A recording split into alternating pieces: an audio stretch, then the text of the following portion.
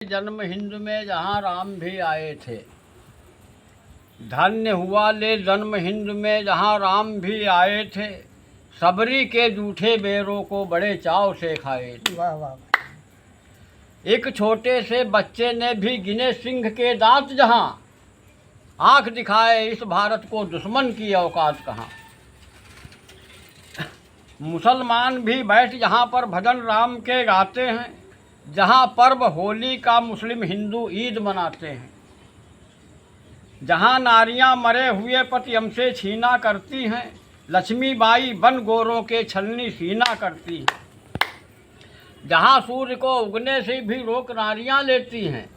जहाँ सूर्य को उगने से भी रोक नारियां लेती हैं। ईश्वर को भी बना के बालक गोदी में भर लेती हैं। गोदी में भर लेती हैं। जहाँ सरवन से पितृ भक्त और शिव दधीच से दानी हैं। जहाँ मोरध्वज हरिश्चंद्र की जग में अमर कहानी।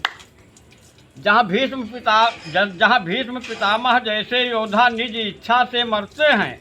जहाँ हिमालय जैसे पर्वत देश की रक्षा करते हैं। जहाँ नारियों की रक्षा हित पक्षी प्राण गंवाते हैं। नोच चोच से रावण को भी लहू लुहान बनाते हैं। जहाँ वैद्य हुए धन्वंतर से जो मौत को दूर भगाते थे। जहाँ ऋषि श्राप से मरे हुए तक्षक जिंदा हो जाते थे।